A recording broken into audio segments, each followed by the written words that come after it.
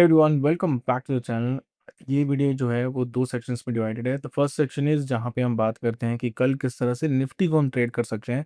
हम निफ्टी का chart analyse करते हैं और देखते हैं कि कल किस जगह पे हम ऑप्शंस ट्रेडिंग कर सकते हैं, बाइंग या सेलिंग, और किस तरह से निफ्टी कल के दिन मूव कर सकता है। और जो सेकंड सेक्शन है वहाँ पे हम डिस्कस करते हैं कि किस तरह से हम आपका हमारा पोर्टफोलियो अभी फिलहाल दिख रहा है, कौन से स्विंग ट्रेडिंग स्टॉक्स हम अपने यहाँ पे रखे हैं, किस तरह से हम उनको मैनेज करेंगे और फ्यूचर में कौन से स्टॉक्स हम ऐड करेंगे। तो ये सारा इस वीडियो में है। अगर आपको लगता है कि आप दोनों सेक्शंस में कंफर्टेबल हो तो प्लीज़ वॉच इट। अगर आपको लगता है कि आप पर्टिकुलरली स्विंग ट्रेडिंग में मोर इंटरेस्टेड हो या फिर ऑप्शंस ट्रेडिंग में इंटरेस्टेड हो, तो आप जो भी सेक्शन में इंटरेस्टेड हो आप उसको स्किप करके देख सकते हो। तो आगे बढ़ते हैं हमारी वीडियो की तरफ। यहाँ पे आप देखो, सबसे पहले निफ्टी को देखते हैं। तो निफ्टी को अगर आप देखो, यहाँ पे आज का जो ट्रेडिंग डे था वो ऑब्वियसली, क्योंकि यहाँ पे आज एक्सपायरी थी, तो आज जो ट्रेडिंग डे होता है वो बहुत ही बोरिंग होता है। मार्केट कंप्लीटली साइडवेज होता है।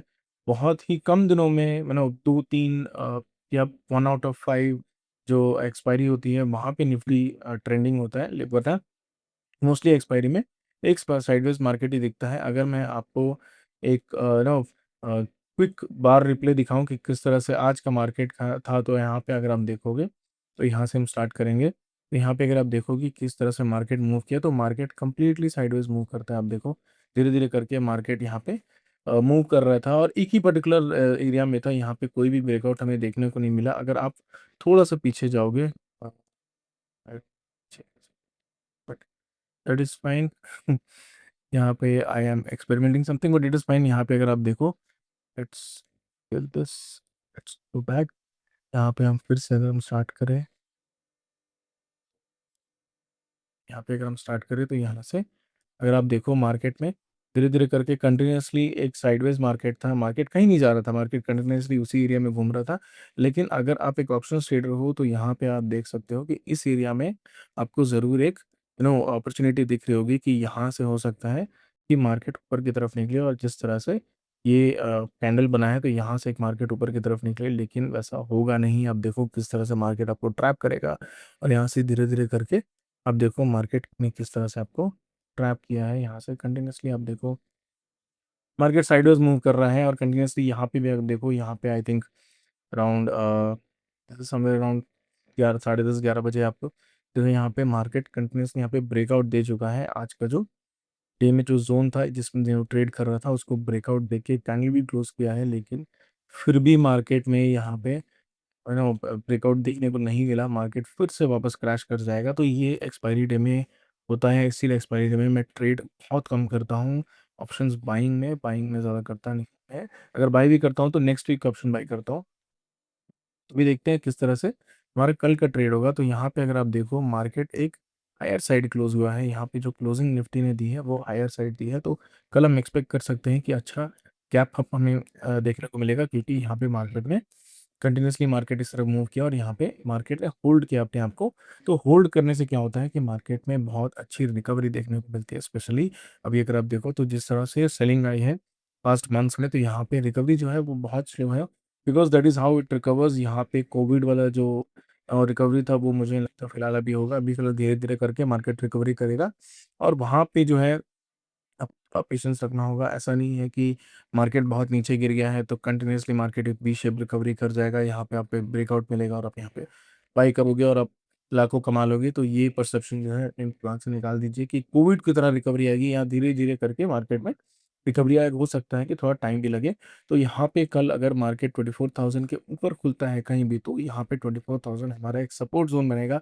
और उसके बाद यहाँ पे मार्केट जब भी ऊपर की तरफ ब्रेक करते हुए निकलेगा 24,050-60 के आसपास निकलेगा, तो यहाँ से 50 पॉइंट का मूव इजीली यहाँ पे मार्केट देगा। अगर 24,050 के ऊपर मार्केट निकलता है, यहाँ पे लेट्स से अगर यहाँ से 40-50 के आसपास निकलता है तो मार्केट 100 तक इजीली मूव देगा। तो ये जो एरिया है ये आप कैप्चर कर सकते हो कल के दिन, क्योंकि मार्केट मुझे लगता है कल के दिन एक अच्छा बुलिश मूव दे सकता है। अगर मार्केट कैप डाउन दे होता है या फिर फ्लैट खुलता है, तब यहाँ पे हम ट्रेड नहीं करेंगे कल के दिन, क्योंकि होगा क्या मैं बताता हूँ। अगर आप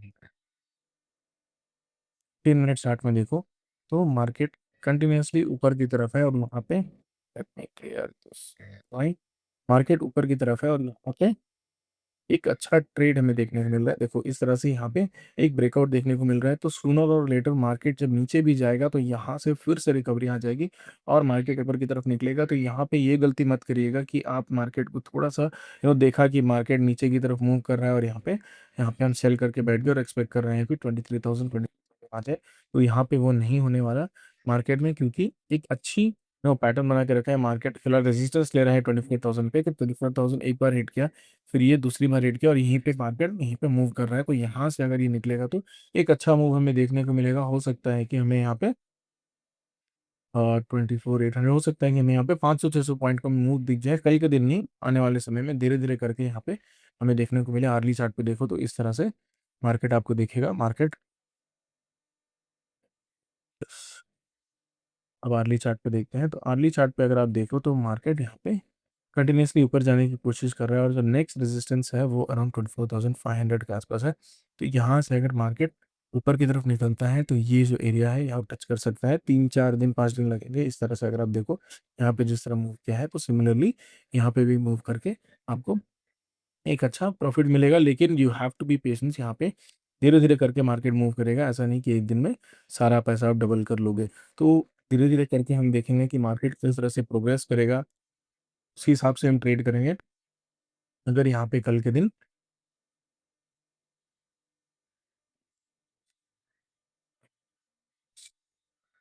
ओके, तो यहाँ पे अगर आप देखो तो मार्केट, जैसा कि हमने बात किया, मार्केट अगर फ्लैट खुलता है या फिर गैप डाउन खुलता है तो हम यहाँ ट्रेड नहीं करेंगे। मार्केट जब तक 24,000 के ऊपर ट्रेड नहीं खुलेगा, हम यहाँ पे ट्रेड नहीं करेंगे। या फिर गैप डाउन खोल के फ्लैट खोल के जब भी 24,000 के ऊपर नहीं निकलेगा, हम ट्रेड नहीं करेंगे। यहाँ से जब ये 24,000 30-40 के ऊपर निकले, 30 टू 40 के आसपास, 40 टू 50 के बीच में कहीं पे यहाँ से अगर मार्केट निकलना शुरू करता है तो यहाँ पे आप बाई कर सकते हो।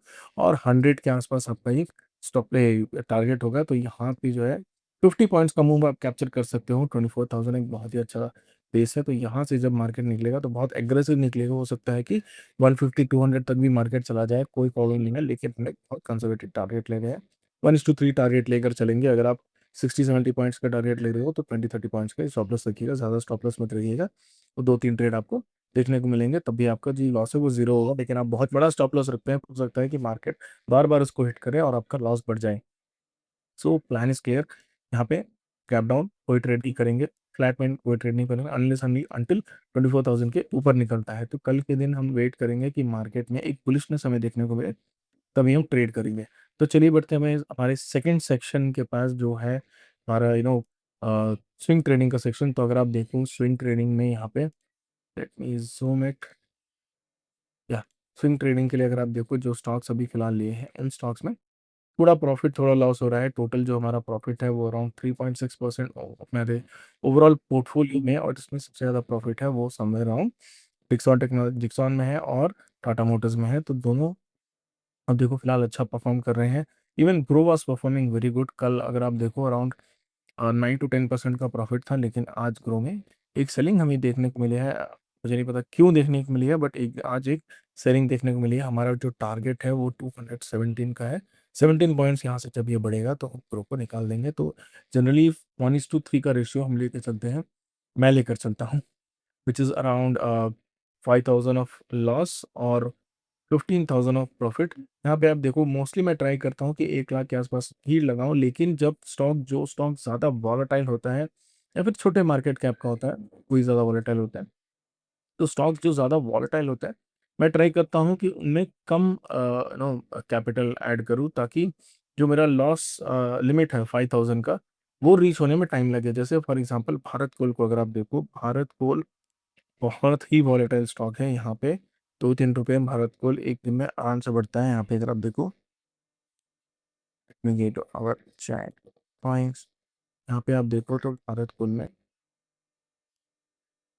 इस तरह से देखो तो यहाँ पे बहुत ही एग्रेसिव है, बहुत ही वॉलेटिलिटी यहाँ भारत कोल में देखने को मिलती है। यहाँ पे एक ब्रेकआउट हमें फिलहाल देखने को मिला है और यहाँ पे इसीलिए मैंने ये ट्रेड लिया है। अगर आप देखो समवेयर अराउंड 36-37 के आसपास यहाँ पे एक ट्रेड में देखने को मिला है। यहाँ पे फिर ये रिटेस्ट किया और फिर से ये ऊपर की तरफ निकल सकता है, लेकिन यहाँ पे आप देखो जो वॉलेटिलिटी है ज़्यादा है, इसीलिए मैंने अराउंड 59,000 ही इसमें इन्वेस्ट किया है।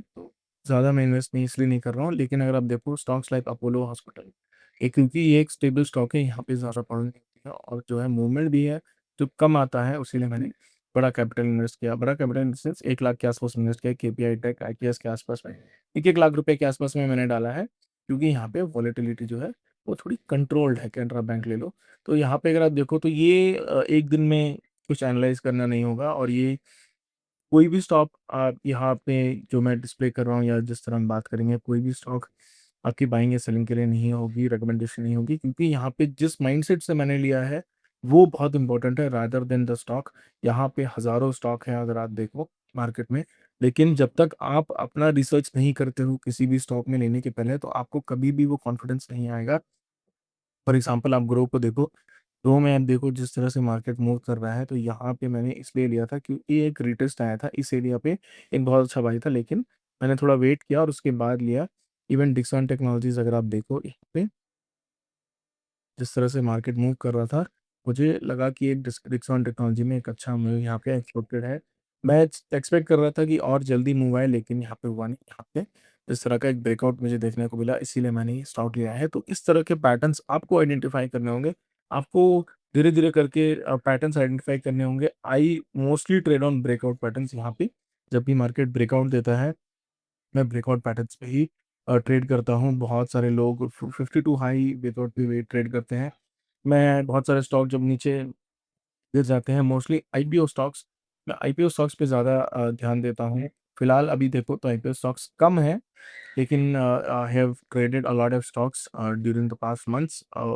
संडे को हो सकता है कि एक वीडियो बनाऊँ। फिलहाल देखो फॉर एग्ज़ाम्पल अगर मीशो देखो, तो मीशो में भी मैंने एक ट्रेड लिया था। यहाँ पे not here, I think somewhere इसके आस-पास यहाँ पे मैंने ट्रेड लिया था। 163 के आस-पास मैंने बाय किया था और मैंने around 15% of profit which is around 180 190 के आस-पास मैंने उसको निकाल दिया था। स्टॉक इवन दो बहुत ज़्यादा ऊपर गया था, उसके बाद फिर ये वापस आया है, तो इसीलिए मैंने यहाँ पे फिर से एक यहाँ पे एक ट्रेड लेने की तैयारी कर रहा हूँ। मैंने अभी तक ट्रेड लिया नहीं है because I have some doubts. Even बहुत सारे स्टॉक्स हैं लाइक इक्विटास देखे, इक्विटास भी बहुत अच्छा लग रहा है। तो यहाँ पे धीरे-धीरे करके आपको रिसर्च करना होगा, क्यों इस स्टॉक को बाय करना है, ये आपको बताना होगा। अगर फॉर एग्ज़ाम्पल आप मेरे पोर्टफोलियो में कोई भी स्टॉक देखो, तो यहाँ पे किसी भी स्टॉक में मुझे ये डाउट नहीं है, मैं क्लियरली बता सकता हूँ कि कौन से स्टॉक को मैंने क्यों बाय किया। देखो अगर आप इक्विटास को देखो, तो इस तरह का एक पैटर्न्स जो है जो मैं आइडेंटिफ़ाई करता हूँ, mostly I try to identify the patterns. NSDL देखो, एनएसडीएल अपने बॉटम से कितना ऊपर गया है। I I bought it at 839, I think it is in Groww के आसपास। ग्रो में मैंने इसको होल्ड करके रखा हूँ रिटेन। स्टिल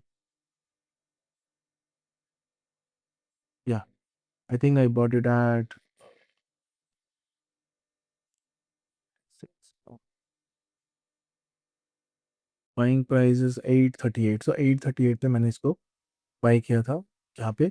और यहाँ पे फिलहाल जो चल रहा है वो 896 चल रहा है, जो टारगेट है अराउंड 1000 है। लेकिन इस तरह के स्टॉक अगर देखो, एनएसडीएल जो बॉटम से रिकवरी कर रहे हैं और ये बहुत ही अच्छे फंडामेंटल स्टॉक्स है, तो इन स्टॉक्स को आपको बहुत ही ध्यान देना होगा कि आप इसमें मैक्सिमम ट्राई करो। यहाँ 20% मैंने लिया, लेकिन हो सकता है कि मैं इससे ज़्यादा होल्ड कर सकूँ, या हो सकता है कि मैं कल सुबह ही निकाल दूँ। So do not trust my analysis. मैं जो एनालिसिस करता हूँ वो अपने रिस्क एपेटाइट के हिसाब से करता हूँ, अपने माइंडसेट के हिसाब से करता हूँ। मुझे लगता है कि इलेक्ट्रिक स्टॉक ज़्यादा चल रहे हैं, तो मैं इलेक्ट्रिक स्टॉक्स ज़्यादा प्रेफर करता हूँ।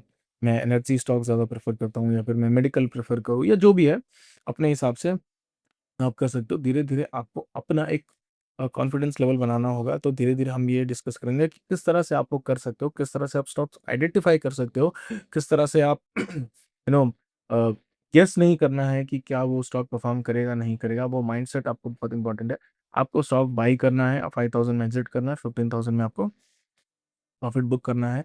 आपको कभी ये गेस नहीं करना है कि क्या ये स्टॉक चलेगा, नहीं चलेगा। फॉर एग्ज़ाम्पल अगर आप देखो यहाँ पे अर्बन कंपनी भी बहुत अच्छा दिख रहा है। यहाँ पे आई थिंक इस एरिया के आस-पास मुझे बाय करना था, लेकिन मैंने नहीं किया, क्योंकि somehow I am not trusting, वो गट फीलिंग नहीं आ रही है कि स्टॉक में, इसीलिए मैंने नहीं किया। लेकिन हो सकता है कि ये स्टॉक ऊपर की तरफ चला जाए, या फिर जो स्टॉक्स मैंने खरीदे हैं, मैं मुझे लग रहा है कि आई एम 100% कॉन्फिडेंट यहाँ पे जिन स्टॉक्स में कि यार ये तो ऊपर जाएगा ही, वो हो सकता है कि नीचे की तरफ गिर जाए और यहाँ पे हमें एक लॉस दे दे। तो कभी भी प्रेडिक्ट जो है हम नहीं करते हैं, हमेशा एक परसेप्शन निकालते हैं, एक पॉइंट पे हम बाय कर सकते हैं। सॉरी, प्रेडिक्ट कभी भी जो श्योरिटी नहीं होती है, प्रेडिक्शन अफ़सोस करेंगे, श्योरिटी नहीं होती है, हमें हमेशा 100% श्योर नहीं होंगे क्या ये जाएगा, नहीं जाएगा। हमेशा स्टॉक मार्केट में क्या होगा ये किसी को नहीं पता, तो just buy and just write the profit और write the loss whatever it may B.